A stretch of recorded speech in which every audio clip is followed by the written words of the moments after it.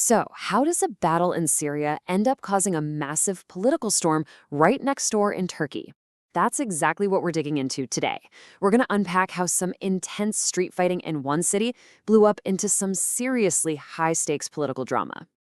And it all really kicked off with this incredibly sharp accusation from a major political player in Turkey. He called the commander of the Kurdish-led forces in Syria an Israeli puppet. Now, you gotta understand, this wasn't just some random insult. Now, this was a very calculated shot in a really high-stakes game. So you're probably asking, who is this guy saying all this? All right, so let's get into it. The man behind these fiery words is Devlet Bahçeli. He's the leader of the Nationalist Movement Party, which you'll see called the MHP. And in the world of Turkish politics, believe me, when this guy talks, people listen. His voice carries a ton of weight.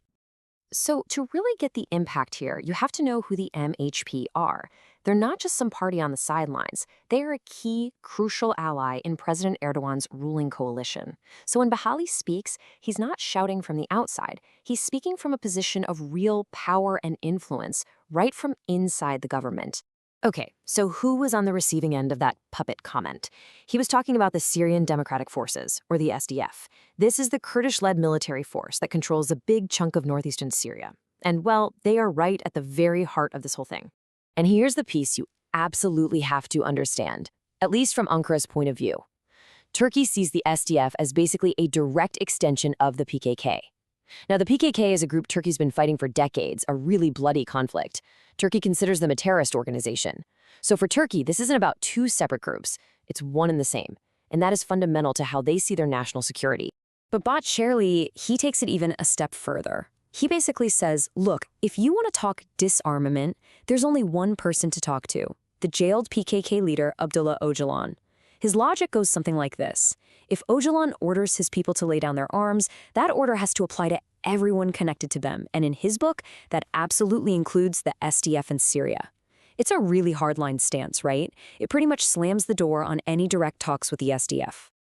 So with all that political stuff swirling around, what was actually happening on the ground that set all this off? Let's dive into the battle for Aleppo. Okay, so you've got these intense clashes erupting in the Kurdish districts of Aleppo. It was Syrian government forces on one side and the SDF on the other. And we're not talking about a small skirmish here. No, this was a full-blown serious battle, right in the middle of a major city. And of course, this kind of fighting always has a real human cost. We're talking more than 24 people killed. It's just a tragic, stark reminder that these political arguments we're talking about, they have deadly consequences for real people on the ground. The impact on civilians was just staggering. Tens of thousands of people had to run for their lives, forced to flee their homes as the violence just swallowed their neighborhoods whole. So, in the short term, the fighting on the ground was resolved. There was a deal, mediated by international players. The SDF fighters were evacuated out of Aleppo, and the Syrian government took full control. But while the shooting may have stopped there, the political battle, that was just getting fired up. And that brings us to what happened next. What you could call Ankara's war of narratives. Because back in Turkey, people were looking at what happened in Aleppo and seeing two totally different things. It sparked this huge war of words. And what's so fascinating about this is that both sides use the exact same word to frame it: sabotage. President Erdogan's party, the AKP, they said the SDF was sabotaging Turkey's dream of a terror-free future. Meanwhile, the PKK comes out and says these attacks are sabotaging the peace process and the ceasefire. I mean, it's a perfect example of how one event can be twisted to fit two completely opposite narratives. So you have to ask, why did the fighting even happen? What was the spark? Well, to understand that, we've got to look at the root cause, a deal that just stalled. Let's zoom out a bit and look at the political agreement that was supposed to stop exactly this kind of thing from happening. Okay, so this timeline really lays out where it all went wrong. See, there was an agreement signed to bring the SDF into Syria's national army. That's a huge deal, right? A major step, but it stalled. It just stopped. And the big sticking point was how much autonomy, how much self-rule the Kurdish regions would get. And as those talks just went nowhere, you could feel the tension on the ground just building and building until, boom, it exploded into violence in Aleppo.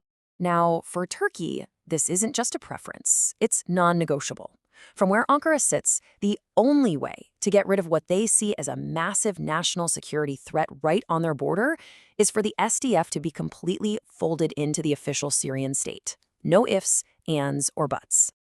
Okay, let's pull the lens back even further now and look at the wider geopolitical game. Because you see, Devlet Bahçeli didn't see this as just some local fight. Nope. He was connecting the dots to a much bigger and, in his opinion, much more chaotic global stage. And he used this really blunt line about former US President Trump to make his point. He was basically saying, see, you can't trust these global powers. His argument was that the Kurdish forces were being used like pawns in a chess game, only to get abandoned the second it was politically convenient for someone else. So Bahçeli's speech really paints this picture of a world spinning into chaos. He's warning that all this unchecked power politics could lead to a much wider war. And he's pointing to U.S. actions in places like Venezuela as proof. His core message? The trouble in Syria isn't just a local problem. It's a fire being fanned by outside powers, making everything way more dangerous. And all of this leaves us with a really big critical question, doesn't it? The whole fallout from Aleppo shows us how a fight on a few city streets can blow up into a national political crisis, all while these huge global powers are pulling the strings in the background. It really makes you wonder, when a conflict gets this tangled up, with so many players involved, who actually holds the key to peace? Or is there even a key at all?